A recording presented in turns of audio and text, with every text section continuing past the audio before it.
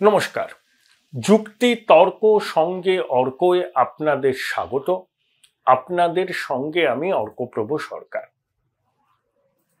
আমি যে শিরোনামটা দিয়েছি, যে থাম্বনেলটা দিয়েছি, বিজেপিতে কি জলবায়ু পরিবর্তনের ইঙ্গিত? কেন বললাম? 4 জুন ফলাফল বেরোনোর পর বিজেপির প্রবীণ নেতা প্রতিরক্ষা মন্ত্রী রাজনাথ সিং একটি টুইট করেছেন। সেই টুইটে তিনি বিজেপির প্রার্থীদের জয়ী করার জন্য বিজেপির অসংখ্য কর্মী সমর্থকদের অভিনন্দন জানিয়েছেন। তারা জেপি নাড্ডার নেতৃত্বে নিরলস পরিশ্রম করে বিজেপির প্রার্থীদের জয় সুনিশ্চিত করেছেন। 2019 সালের 23 মে লোকসভা নির্বাচনের ফল বেরিয়েছে। 2024 সালে বেরোলো 4 জুন, আর 2019 সালে বেরিয়েছিল 23 জুন।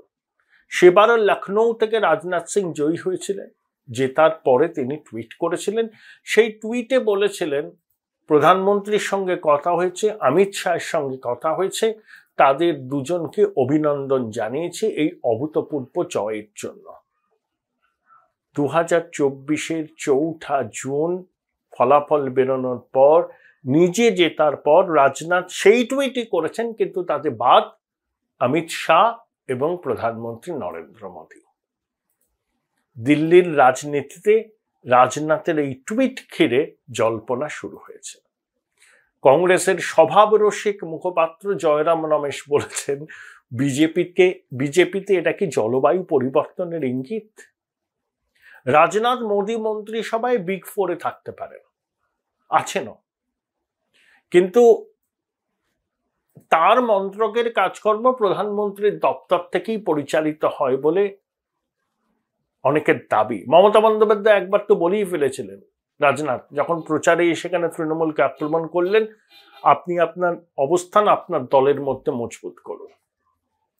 রাজনাথ বিজেপির প্রাক্তন সভাপতি, উত্তরপ্রদেশের প্রাক্তন মুখ্যমন্ত্রী, অটলজির ক্যাবিনেটে ছিলেন, মোদী ক্যাবিনেটেও আছেন।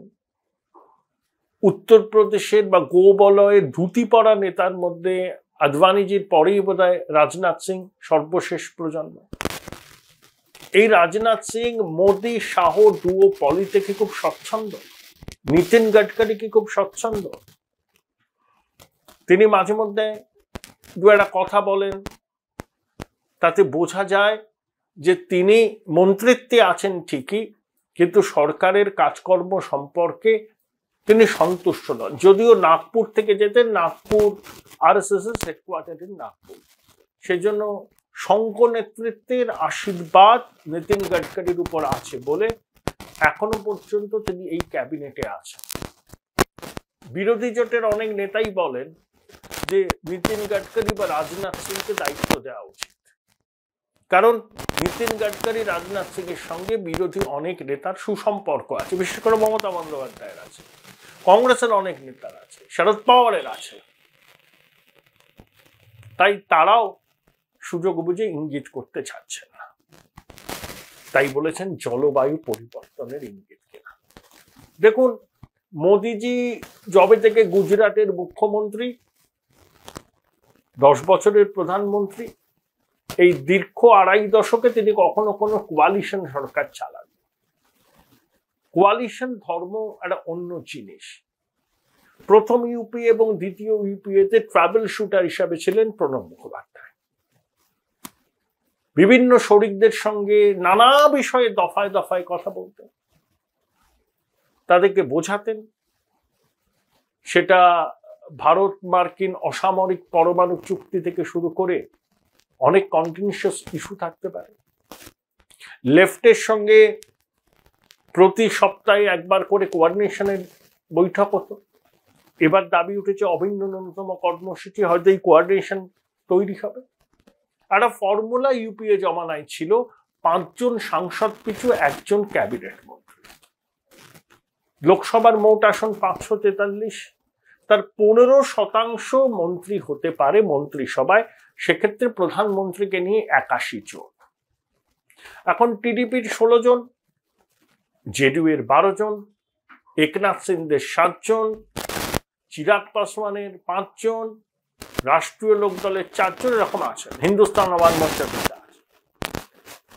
চন্দ্রবাবু নাইডু প্রথম এনডিএতে ছিলেন, মন্ত্রী ছিলেন, একজন ছিলেন মন্ত্রী, একজন প্রতিমন্ত্রী, কিন্তু অন্ধ্রপ্রদেশের জন্য স্পেশাল স্ট্যাটাসের দাবি পূরণ না হওয়ায় তিনি এনডিএ ছেড়েছিলেন, আবার ফিরে এসেছেন। 2019-এ দ্বিতীয় মোদী সরকার তৈরি হওয়ার পর টিডিপির 6 জন রাজ্যসভার সদস্যের মধ্যে 4 জন রাজ্যসভার সদস্য বিজেপিতে চলে গিয়েছিলেন। এখন দল ভাঙলে তাদের সদস্য পদ থাকবে কি থাকবে না সেটা কিন্তু লোকসভার অধ্যক্ষ, রাজ্যসভার চেয়ারম্যানের উপর নির্ভর করে। তাই দেখুন, টিডিপি তো ঘরপোড়া গরু, সিঁদুরে মেঘ দেখলে ডরায়, তাই তারা বারবার করে বলছে আমাদের অধ্যক্ষের পদটা দিন। অতীতে বাজপেয়ী জামানায় বালাযোগী ছিলেন লোকসভার অধ্যক্ষ। তাই টিডিপি অধ্যক্ষ পদের জন্য কেন পিড়াপিড়ি করছে? তাদের মনে এই আশঙ্কা আছে যে ঘর ভাঙানোর খেলায় অভ্যস্ত বিজেপি যে কোনো সময় শরিকদের ঘর ভাঙিয়ে নিজের ঘর মজবুত করতে পারে। আর স্পেশাল প্যাকেজের দাবি চন্দ্রবাবু করছেন এই কারণে, অন্ধ্র থেকে তেলেঙ্গানা ভেঙে বেরিয়ে যাওয়ার পর তার পুনর্গঠন, রাজস্ব তার সরকারের মাথার উপর 3 লক্ষ কোটি টাকার উপর দেনা, সেই জন্য তিনি স্পেশাল প্যাকেজ চাইছেন। নীতিশ আবার চাইছেন সর্বভারতীয় স্তরে যে যে কাস্ট সেন্সাস হয়েছে সেটা চালু করতে। তিনি রেল, রুরাল ডেভেলপমেন্ট এই ধরনের মন্ত্রক চাইছেন, যাতে বিহারের বিধানসভা নির্বাচনের আগে এই মন্ত্রকের কাজে লাগিয়ে আবার ক্ষমতায় ফিরতে পারে এনডিএ জোট। বিগ 4-এর দাবিও উঠবে শরিকদের মধ্যে থেকে, মানে অর্থ, প্রতিরক্ষা, স্বরাষ্ট্র এবং বিদেশ। স্বরাষ্ট্রমন্ত্রী হিসেবে অমিত শাহকে টিডিপি চাইছে না বলে এরকম একটা সূত্রের খবর। তাই প্রধানমন্ত্রীকে অনেক টাইট রোপ ওয়াকিং করতে হবে। তিনি জোট ধর্ম একটা অন্য জিনিস। বাজপেয়ী জি 18 দলের জোট সরকার চালিয়েছিল, সাফল্যের সঙ্গেই চালিয়েছিল। লাহোর বাস যাত্রা হয়েছিল, কার্গিল যুদ্ধে পাকিস্তানের আগ্রাসন রুখে দেওয়া গিয়েছিল, গোল্ডেন কোয়াড্রিল্যাটারাল প্রজেক্ট হয়েছিল, মনমোহন সিং চালিয়েছিলেন, ভারত মার্কিন অসামরিক পরমাণু চুক্তি হয়েছিল, অনেক অধিকার ভিত্তিক আইন প্রণয়ন হয়। 91 সালে কংগ্রেসের সংখ্যালঘু সরকার ইকোনমিক রিফর্মস চালু করে। তাই জোট সরকারের আমলে হয় না, আমি এটা মানতে রাজি নই। আর একদলীয় সরকার মানেই সর্বরোঘন বিষণ্ণকরণী, এটাও মানতে আমি রাজি নই। কিন্তু মোদিজি যেহেতু কখনো কোনো দিন জোট সরকারের নেতৃত্ব দেননি, এটা তার কাছে চ্যালেঞ্জ। দেখুন, 10 বছর তো এই সরকার আছে, 2004 থেকে আমরা মোদী সরকার বলেই অভ্যস্ত। এই নির্বাচনের প্রচারেও প্রধানমন্ত্রী একবারের জন্য এনডিএ সরকার বলেননি যে আপকি বার মোদী সরকার, আপকি বার 400 পার, এটাই বলেছেন। তাহলে মোদী সরকার থেকে এনডিএ সরকারের এই ট্রান্সফরমেশন, যেখানে শরিকি বাধ্যবাধকতা, দর কষাকষি থাকবে, প্রধানমন্ত্রীর কাছে এটা নতুন চ্যালেঞ্জ। দেখুন, উত্তরপ্রদেশ বিজেপি ধাক্কা খেয়েছে, অপ্রত্যাশিত ছিল, নানা রকম তত্ত্ব বাজারে উঠে আসছে। বিশেষ করে ফৈজাবাদ সিট, যেখানে অযোধ্যার রাম মন্দির, সেখানে বিজেপি হেরেছে। সমাজবাদী পার্টির আসন সংখ্যা বিজেপির থেকে বেশি। বিজেপি ইনসাইডাররা বলছেন যে যোগীজির সঙ্গে অমিত শাহের শিবিরের লড়াই, সেখানে অন্তর্ঘাত হতে পারে। যেমন অযোধ্যার রাম মন্দির হলো, রাম মন্দির অচি পরিষদ প্রধানমন্ত্রী দপ্তর পুরোটা দেখলো, নৃপেন্দ্র মিশ্র প্রধানমন্ত্রী দপ্তরের প্রিন্সিপাল সেক্রেটারি, তিনি অচি পরিষদের কর্মকর্তা। তার ছেলে সাকেতকে শ্রাবস্তি থেকে বিজেপি প্রার্থী করেছিল, তিনি হেরে গেছেন। বেশ কয়েকজন মন্ত্রী হেরেছেন। বারাণসীতে নরেন্দ্র মোদীর মার্জিন কমেছে। যোগী শিবিরের দাবি যে যোগী আদিত্যনাথ যে প্রার্থীদের নাম বলেছিলেন, জেলা স্তরে আলোচনা করে অধিকাংশ সেই প্রার্থীদের নাম বাতিল করে দিয়েছেন বিজেপির কেন্দ্রীয় নেতৃত্ব। তার বদলে নিজেদের পছন্দের লোককে তারা প্রার্থী করেছে এবং গুজরাটি ব্যবসায়ী শিল্পপতিদের দাপাদাপি। এই যে অযোধ্যায় রাম মন্দির হলো, সেখানে অবশ্যই ব্যবসা বেড়েছে, কিন্তু সেই ব্যবসার সিংহভাগ নাকি গুজরাটি ব্যবসায়ীদের দখলে। তারাই লাভের কড়ি ঘরে তুলছেন, স্থানীয় মানুষ বঞ্চিত হচ্ছে। তার উপরে আনএমপ্লয়মেন্ট আছে, মুদ্রাস্ফীতি আছে। তাই রাম মন্দিরকে নিয়ে হাওয়া ছিল, আবেগ ছিল, 500 বছরের আন্দোলন পূর্ণতা পেয়েছে, সবই ঠিক আছে, কিন্তু সেই হাওয়াকে ভোটের বাক্সে কাজে লাগাতে হলে যে কাজগুলো করা দরকার, যে সমন্বয় করা দরকার, সেটা কিন্তু হয়নি। যোগী আদিত্যনাথ কার্যত নিজেকে বঞ্চিত ভাবছিলেন, গুটিয়ে নিয়েছেন। রাম মন্দিরের উদ্বোধনের পুরো প্রচারের সার্চ লাইট মোদিজির উপরে পড়লো, কিন্তু যোগী আদিত্যনাথের অবদান তো কম ছিল না। বিভিন্ন সার্ভেতে আমি দেখি তারা মানুষের সাথে কথা বলে, যেমন মুড অফ দ্য নেশন করেছিল ইন্ডিয়া টুডে, বেশ 1 বছর আগেই হবে। তারা বলছিল যে মোদিজির গ্রহণযোগ্যতা বিজেপির কর্মী সমর্থকদের মধ্যে সব থেকে বেশি, কিন্তু তারপরেই যোগী আদিত্যনাথ। তাহলে মোদির উত্তরসূরি হওয়ার দৌড়ে যোগী আদিত্যনাথ আছেন, তারপরে অমিত শাহ। তাহলে মোদির উত্তরসূরি হওয়ার লড়াই কিন্তু দুজনের মধ্যে, যোগী আদিত্যনাথ এবং অমিত শাহ। এই অমিত শাহই আবার যোগী আদিত্যনাথকে উত্তরপ্রদেশের মুখ্যমন্ত্রী করেছিলেন। যমুনা দিয়ে অনেক জল বয়ে গেছে, দুজনের সম্পর্কে হয়তো ফাটল ধরেছে, প্রকাশ্যে এগুলো আসে না, কিন্তু উত্তরপ্রদেশের বিজেপির অপ্রত্যাশিত খারাপ ফলাফলের পর এই দুই নেতার অনুগামীদের মধ্যে যে চাপানুতর শুরু হয়েছে, সেটাও কিন্তু অনেকের নজর এড়াচ্ছে না। কথা বলেছিলাম জনতা দল ইউনাইটেডের রাজ্য সভাপতি, রাজনৈতিক বিশ্লেষক অমিতাভ দত্তর সঙ্গে।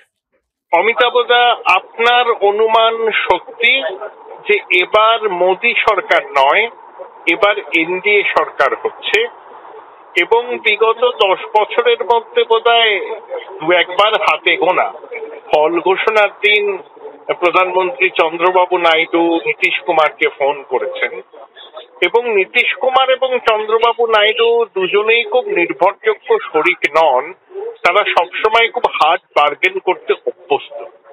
এই প্রেক্ষিতকে মাথায় রাখতে পরে স্বপন দাশগুপ্ত কোনো একটা জায়গায় বলেছেন যে he is not ruling out the possibility of mid term election. আপনার কি মত? আমি এর সাথে আমি সহমত হচ্ছি না, একেবারেই হচ্ছে না। স্বপন বাবু যা বলছেন আমি জানি, আমি দেখেছি, আমি এর সাথে সহমত নেই।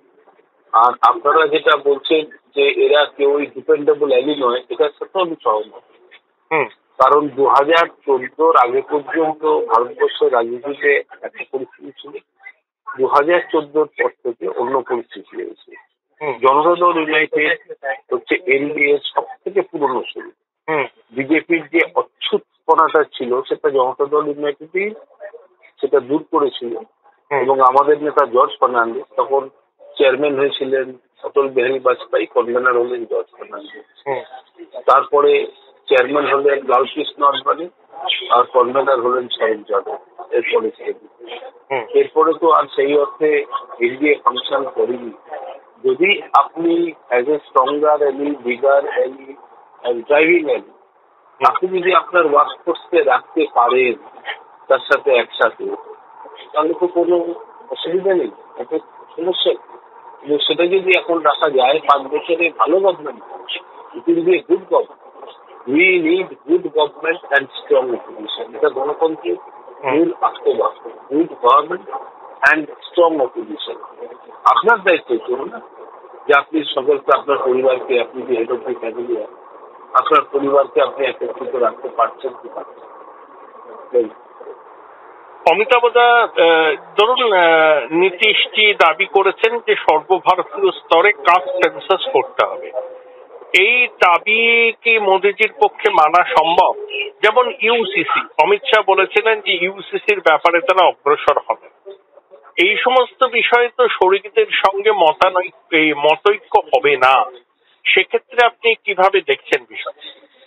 রাজনীতিটা একদম বুলডোজিং জায়গা না, আপনার কাছে ক্ষমতা আছে বলে পলিটিক্সে আপনি সকলকে এখন বুলডোজ করে চলে যাবেন, সেটা রাজনীতির জায়গা না। এবং গণতন্ত্রে পলিটিক্সটা হচ্ছে ডিপ্লোমেসি এবং সেটা হচ্ছে আদান প্রদান।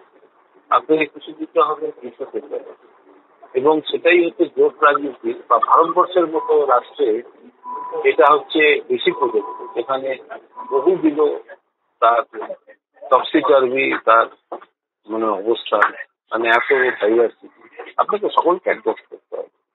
আপনি একজনের কথা মনে করে আপনি কাজ করলে হবে না। সুতরাং এটা তো আজকে যে ম্যান্ডেটটা এসছে, এই ম্যান্ডেটটা তো ভারতের মানুষের ম্যান্ডেট। মানুষ বলেছে যে আপনি থাকুন, আপনাকে মেজরিটি দিচ্ছি, কিন্তু সকলকে নিয়ে চলতে হবে। ম্যান্ডেট অফ ইন্ডিয়ান পিপল, মানে ডুওপলি চলবে না। না, আপনার দেখুন, গণতন্ত্রের শক্তিশালী নেতা এবং ভগবানের, এটা একটু বুঝতে হবে। ভগবান তো মানুষ বলছে voice of people is voice of God, leader cannot be the God. তাহলে এটা কোনোদিন হতে পারবে না। লিডার তো আপনার সার্ভিং যে পিপল। মানুষ যতদিন মনে করবে তাকে রাখবে, তারপরে মানুষ তাকে সরিয়ে দেবে। তাকে সরিয়ে দেওয়ার পরে যদি তার অবদানকে মনে রাখে, তাহলে মানুষ তার সুবিধা করবে। এটাই বিউটি অফ ডেমোক্রেসি। এবং ভারতবর্ষের অত্যন্ত দরিদ্র মানুষ, অসহায় মানুষ, হতভাগ্য মানুষ, এবং যে মানুষকে এই রেশন নিয়ে বাঁচতে হয়, ফ্রি রেশন দিচ্ছে, তারাও কিন্তু ম্যান্ডেট দিয়েছে। কিন্তু এটা অ্যাকচুয়ালি ভারতের গণতন্ত্রের জয় বললে ভুল হবে। এটা বাবা আম্বেদকরের জয়। যদি আজকে একটা রেইনবো কলিশন সেন্টারে হয় এবং ভারতবর্ষের সমস্ত মানুষকে নিয়ে যদি সেই সরকার চলে, তাহলে বাবা সাহেব আম্বেদকরের। আমার শেষ প্রশ্ন, প্রবীণ বিজেপি নেতা, বর্তমানে প্রতিরক্ষা মন্ত্রী, অতীতে উত্তরপ্রদেশের মুখ্যমন্ত্রী, বাজপেয়ীজির জমানার মন্ত্রী, প্রাক্তন বিজেপির সভাপতি রাজনাথ সিং 2রা জুন সন্ধ্যেবেলা একটি টুইট করেছেন। তাতে তিনি জয়ের জন্য জেপি নাড্ডার নেতৃত্বে বিজেপির অসংখ্য কর্মীর নিরলস পরিশ্রমকে কুর্নিশ জানিয়েছেন, কিন্তু একবারের জন্য মোদিজি এবং অমিত শাহের নাম নেন। 2019 সালে 23শে মে ফল ঘোষণা হয়েছিল। সেদিনকেও রাজনাথজি একটা টুইট করেছেন। সেই টুইটে বলা হয়েছিল, মোদিজির সাথে কথা বলেছি, অমিত শাহের সঙ্গে কথা বলেছি, এই জয়ের জন্য তাদের অভিনন্দন জানিয়েছি। রাজনাথ সিং যখন মোদিজি এবং অমিত শাহের কথা উল্লেখ করলেন না তার টুইটে, জয়রাম রমেশ কটাক্ষ করেছেন, বিজেপিতে কি তাহলে জলবায়ু পরিবর্তনের ইঙ্গিত? আপনি কিভাবে দেখেন? দেখুন, স্মৃতি ইরানিও হেরে যাবার পরে একটা প্রেস কনফারেন্স করেছে। ওনার প্রেস কনফারেন্সটা আমি শুনেছি। সেখানে কিন্তু একটা ইঙ্গিত ছিল, কোন মনোলিথিক পাওয়ার সেন্টার কোন রাজনৈতিক দলের পক্ষে কাম্য নয়। এক ব্যক্তি, এক ক্ষমতার কেন্দ্রীকরণ, এটা কাম্য নয়। এটা যদি ভারতের মানুষ বুঝে থাকে, অন্য দলের লোকেরা বুঝে থাকে, তাহলে সেই দলের যারা প্রাক্তন নেতা আছে তারা নিশ্চিতভাবে বুঝেছেন। এবং রাজনাথ সিংজি তো দীর্ঘদিনের নেতা, দীর্ঘদিনের, আপনি যে আগে ওনার যেটা দিলেন সেটা ভালো দিয়েছেন। তিনি দীর্ঘদিনের নেতা এবং তিনি অন্য দলের ভিতরেও রেসপেক্টেড দিতেন। আমারও সৌভাগ্য হয়েছিল কয়েকবার রাজনাথ সিংয়ের সাথে একদম 1 to 1 করেন, যখন বাজপেয়ীর সরকার, তিনি তখন চিফ মিনিস্টার ছিলেন। তো ডিফারেন্ট কাইন্ড অফ ম্যান। তিনি যদি বলে থাকেন টাকা অনির্বাণ, তাকে গুরুত্ব দিয়ে দেখে তবে আপনি সঠিক দিয়ে গুরুত্ব দিচ্ছেন এবং আপনি যেটা ফলো করেছেন ঠিক করেছেন। সুতরাং আমরা চাইছি যে এনডিএ সরকার তো হবে, নীতিশ কুমারজি বলেছেন, আজকেই বলেছেন আমরা 5 বছর এনডিএ সরকার রাখতে চাই। আমাদের বক্তব্য খুব সোজা, it must be a good government and strong opposition. Good government মানে মানুষের জন্য কাজ করতে হবে এবং মানুষকে আইসোলেট করতে হবে। দেখুন, এটা ভারতবর্ষ, দিদি আর নেবে মিলাবে মিলিবে যাবে না ফিরে, এই ভারতের মহামানব। এই ফিলোসফিটাকে আপনি বের করতে পারবেন না। গায়ের জোরে হেজিমনি, না ইন্ডিভিজুয়াল হেজিমনি, না রেসিয়াল হেজিমনি, না কোনো কাস্ট হেজিমনি, না রিলিজিয়াস হেজিমনি। এটা সকলের স্থান। তাই জন্য তো রবীন্দ্রনাথ সব কোন দল পাঠান মোগল এক বুঝতে মানে গ্রামশির কনসেপ্ট অফ হেজিমনি এখানে চলবে না, অন্তত ভারতের রাষ্ট্র ক্ষমতা চালাতে গেলে। না, এটা তো ভারতের মানুষ প্রমাণ করেছে। এটা is proved by the government, by the people of India. ভারতের মানুষ এটা আমার বক্তব্য, আমি একই কথা বলে অনেকে বলে যাচ্ছে যে